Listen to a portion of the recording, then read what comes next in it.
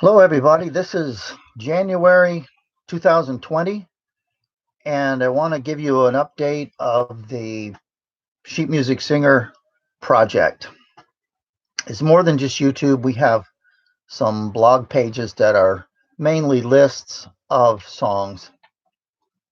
We're starting to add audios for songs that are not on YouTube.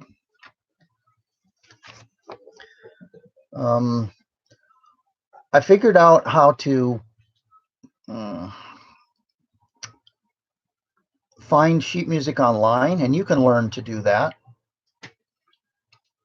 If you set it as a priority, you can learn anything.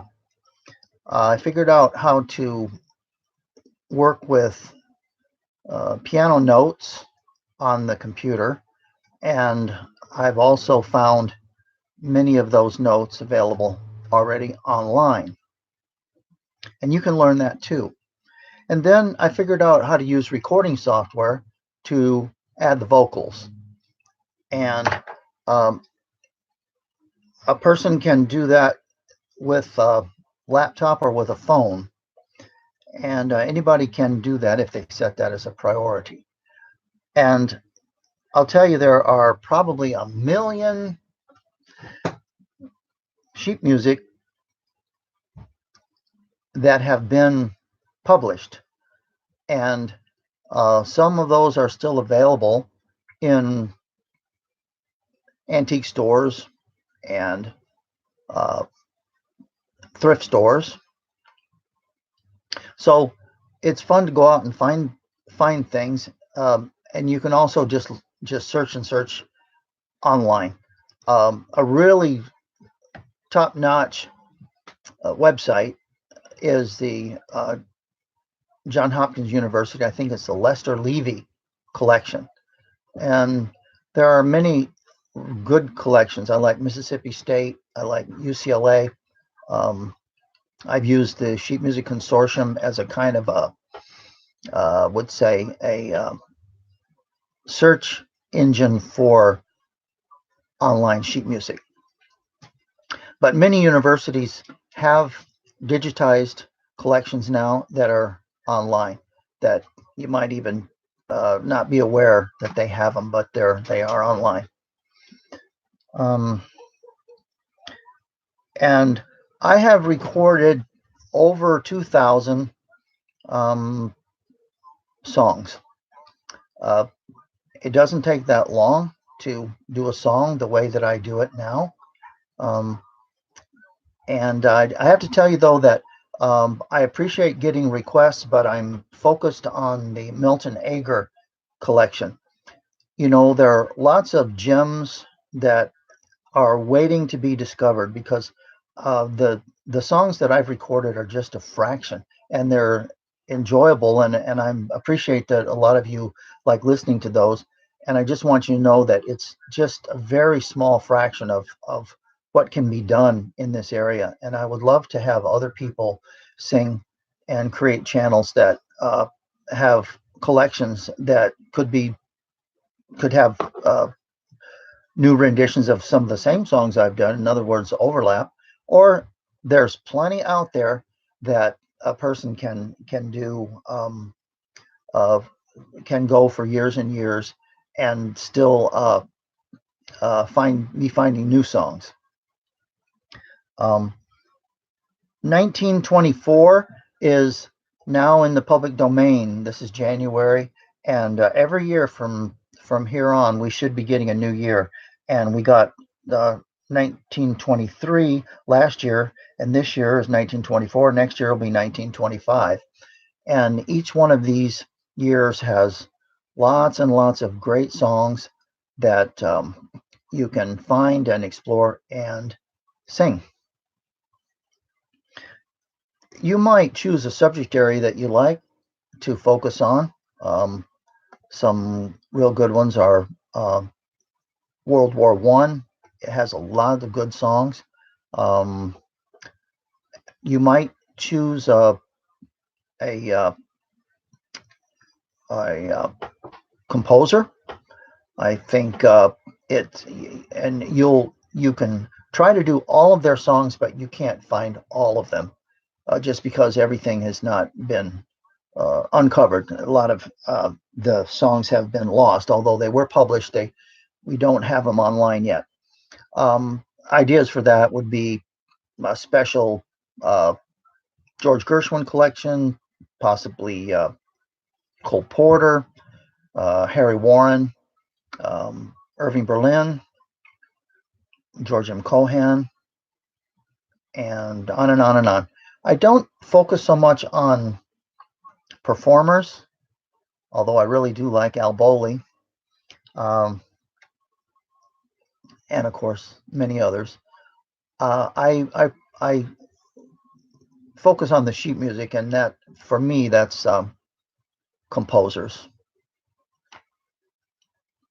So you might choose a period. What period are you interested in? I've concentrated mainly in the earlier songs. It's wonderful of the things that I've found before the 20s. But what about the 20s, and what about the 30s? During the Depression, there was Brother, Can You Spare a Dime? The 40s, Don't Sit Under the Apple Tree. The 50s. Now, once we get into the 60s and 70s, I don't feel like I need to make recordings because we have the modern recordings that so many people are already familiar with, and I don't need to do those songs.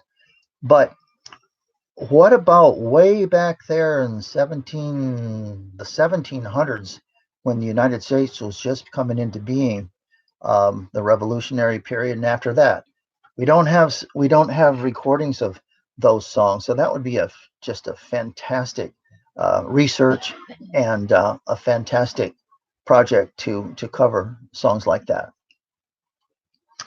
And then, of course, there's so many events and periods in the 1800s that make for very, very good collections. Let's see. Oh, I started to say that I appreciate the requests, but I'm having to only limit myself to Milton Ager. Milton Ager's nephew, Lawrence Rubinstein, has come forward. He's been collecting, and he's an expert in the Milton Ager, who was a composer, and he's come forward and offered to make his sheet music collection of Milton Ager songs available, and I'm in the process of going through those chronologically. I am go ahead and I'm working currently. I've covered several of the years of the Milton Ager sheet musics that we have, and I'm up. I think I'm into the year 1934. I'm working in now, and my MIDI expert, James Pitt Payne over in London, is working ahead. He's gotten ahead of me, and he's working in, I believe he's up to 1941, and in just a few more weeks, we'll have that collection done as much as we can, and we can go on back to some other things. Let's see, period. Oh yeah. One of the hello there, Fried Cash. One of the gems that I have uncovered, and I was really not aware of what an important song it is, and also I was unaware at the time of how little it had been covered, is the song Jim Crow, and you can find it on the YouTube channel. Jim Crow, of course, that phrase Jim Crow was used later on to describe laws of segregation, and it describes a lot of things later on. But at the time this song was popular, in way back in the 1800s, it was a part of the minstrel show.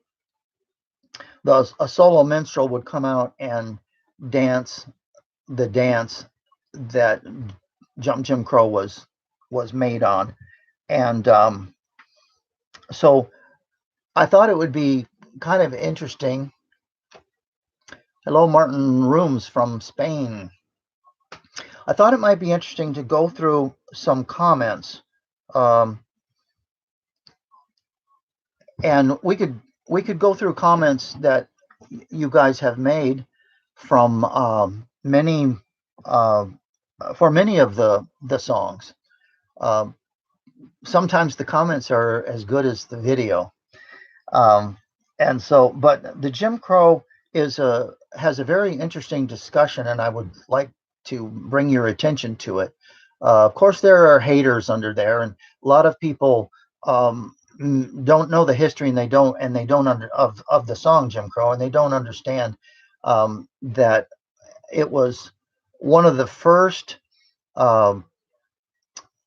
African American subject pieces, even in literature. This was way before.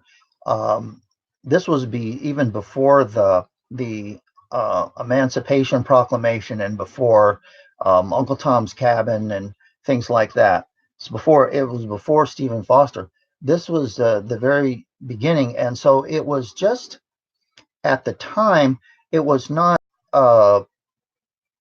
racially motivated. I know that'll seem controversial to a lot of people, but it was just a silly, goofy. There's another song, a whole bunch of songs right from that period that are comic, just goofy, clowning around characters, and Jim Crow was a character based partly on a real person, I believe, and but anyway, the discussion is in the comments is useful because it clarifies some of the issues. We've had so much history that a lot of things get cross-referenced that really don't belong together. They get confused, and so this discussion that people are having under the Jim Crow song help to bring a lot of that clarity to that. So I'm just gonna scroll down and read what some people say. I don't know why I even looked this up. Darn you, social studies class. That's from Victor Acosta. I had to write here's Madison Kronk. I had to write a research paper on Jim Crow laws. Thanks for this video. Helpful learning. And there was a reply to that. Chad Murdoch said, write a research on Jim Crow laws? Why would they have you do that? Or what might have been the case? Why did they feel you feel to do that? And how was this helpful?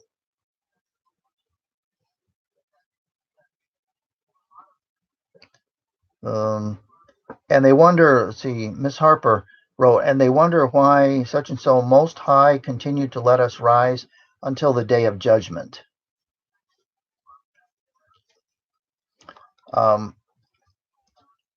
This comedy routine was based on a black character, or a character, probably an American of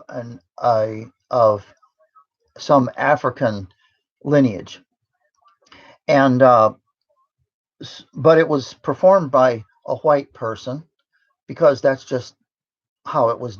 That's how theater was back in those days, and as it turned out, up until probably in the 1880s, there were actual recordings. Although there were black performers and there were black composers and songwriters, the recording artists until the 1880s were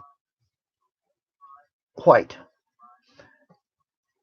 and mostly males, and so we finally start getting black performers, and then it's not really until James Reese Europe that we and in the 1900s, W.C. Handy, and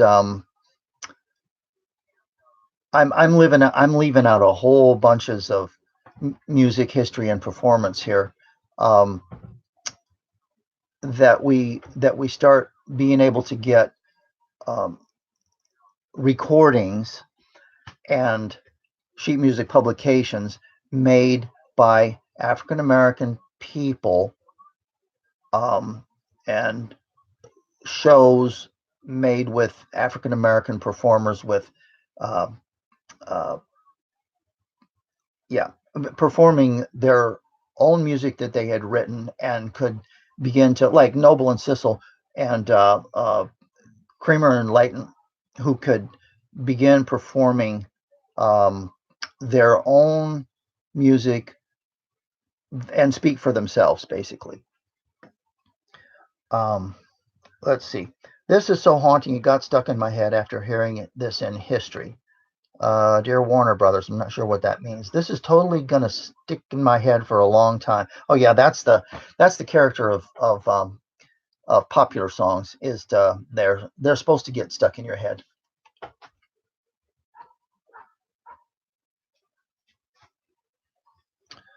Um, and then here's one. It's sad that I live in Kentucky. Oh, the Jim Crow song. I can tell from the lyrics that this song was uh, performed over a period of probably about 40 or 50 years, and that just doesn't happen anymore. People kind of laugh that I have the disclaimers that the N word is used, or that it's derogatory, and I felt like I needed to put that in there, but I actually don't believe that in the time period. I don't believe it was hate speech back in the time that the song Jim Crow was being performed. I don't believe that was uh, uh, it was not politically incorrect at that time, and it was not, and it also was not intended to be politically correct. It was not a statement. It was just entertainment. Here someone says, this is part of the American history. Studying the segregation at school, this document is helpful to understand this period and the Jim Crow laws. It needs to be remembered. Thank you.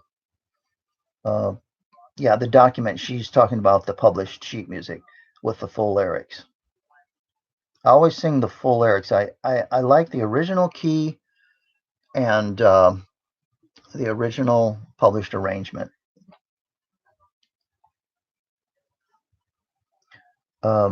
Here's one. Oh, you guys got me. I didn't listen to the lyrics until now. I didn't really know what it was about and probably felt insecure about something I never experienced, but I can say this. Y'all sure fooled me.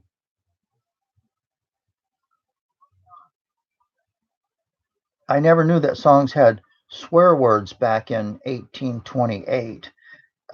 It wasn't, and then someone came on and answered that it wasn't a swear word back then. It was as common as saying black or African American. So I guess we're talking about the N word here. Well, thanks for letting me know. Let's see. Okay.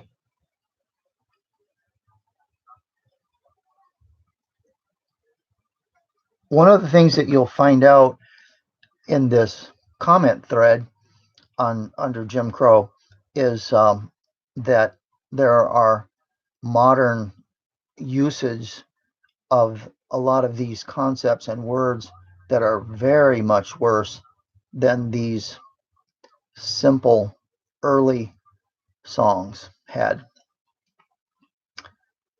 Anyway, let's look at some comments under a different song.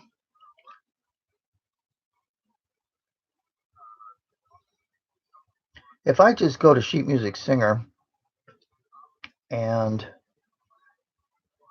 it looks like there are 3,750 subscribers these days. So we're going to get to 4,000 before too long.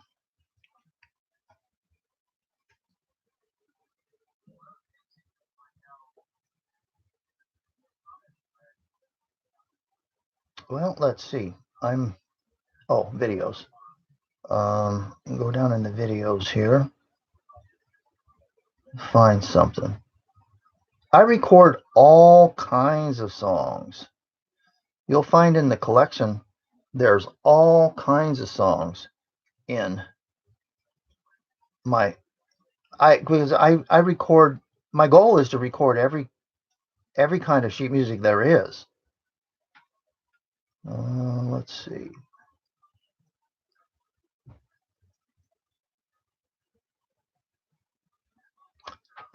My sunny Tennessee. I'm looking on my phone. I'm gonna see if there are comments under this one.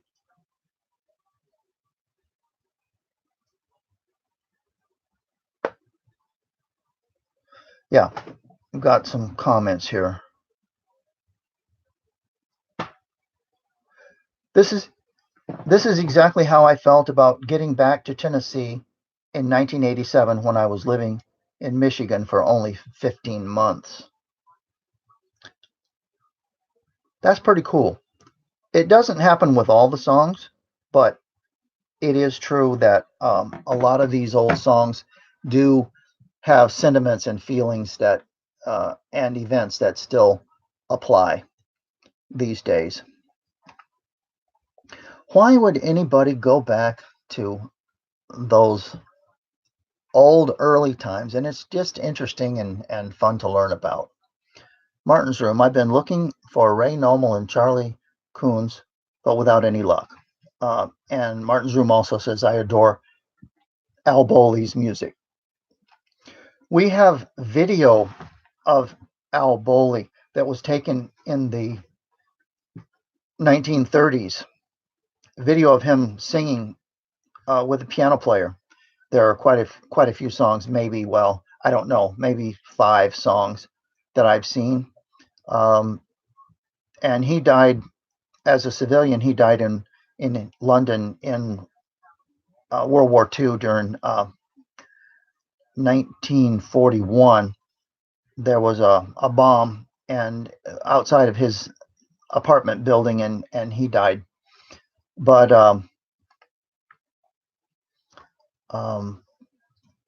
some are coming on. See, one of my favorites is Finnegan's Wake. Yeah, I recorded that old Irish folk song because if it's written if it's been published, even though it's a modern transcription of an older folk song, that's a good part of the project, I feel. Hello, thanks for all the videos. Yeah, you're welcome. And I just wish I could do more. Come over to the sheetmusicsinger.com and you can find the greatest songs and the highbrow songs and the 1922 project to find a lot more. And I am adding songs every week, the Milton Ager songs. We're actively adding those songs to sheetmusicsinger.com. The really big Milton Ager songs, in my opinion, the gems were Happy Days Are Here Again, written right at the beginning of the Great Depression, and it was used in the political campaigns of the time. And Ain't She Sweet? But he had many other very popular songs at their time. It's just that those two really stand out as being the equivalent of a movie blockbuster. One of my favorite songs that I uncovered was, of course, I just absolutely love all the really gigantic hit songs like lately I have the song Tea for Two in my head quite a bit. But one of the older songs I like was William S. Hayes, um, Roll Out, Heave Dat Cotton. Just absolutely a wonderful song. Okay, I'm going to sign off because I don't want this to get too long. Let's see. Here's another one. One of my favorites is I Love a Piano. Maybe it's because I'm a pianist. I love that one too. That's Irving Berlin. I did record that one.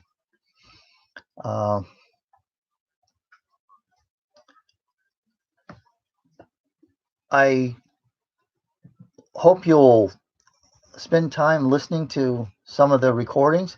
But more than that, I would love for you to become a sheet music collector and researcher. And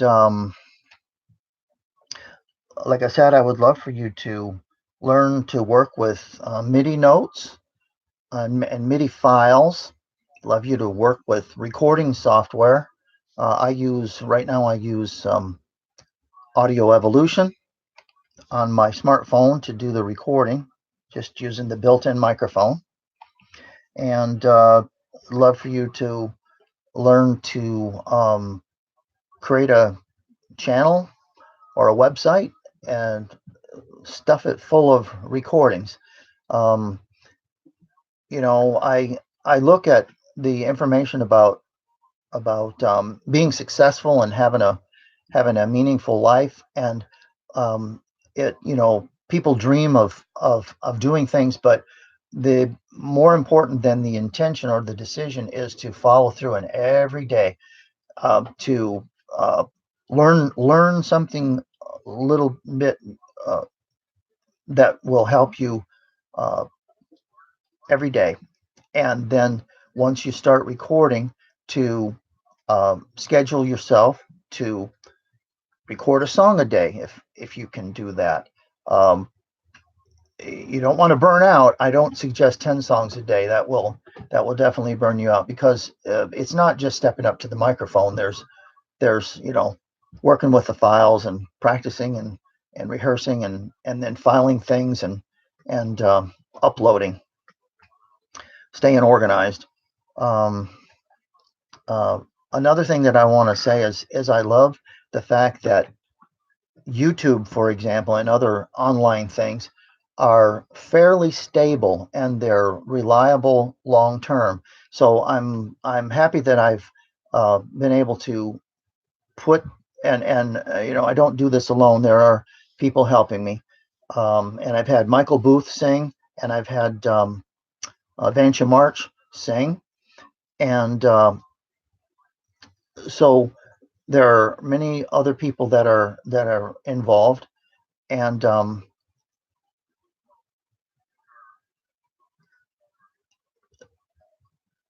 well, I'm gonna leave it right there. And Cute JK says hi. Hello, y'all.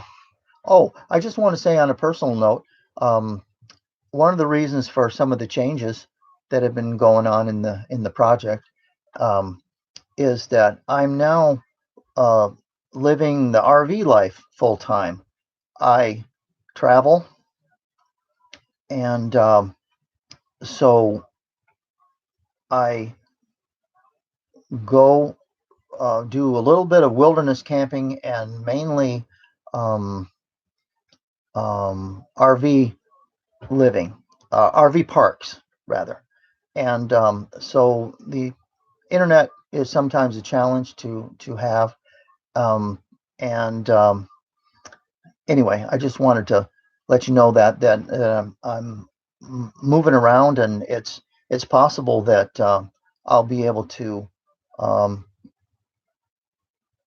connect with some of you in person, or in local areas that I'll be passing through.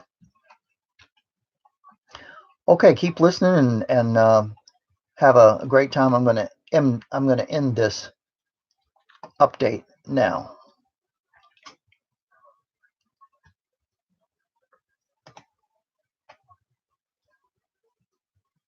Is there anything I says not yet? Is there anything I want to say?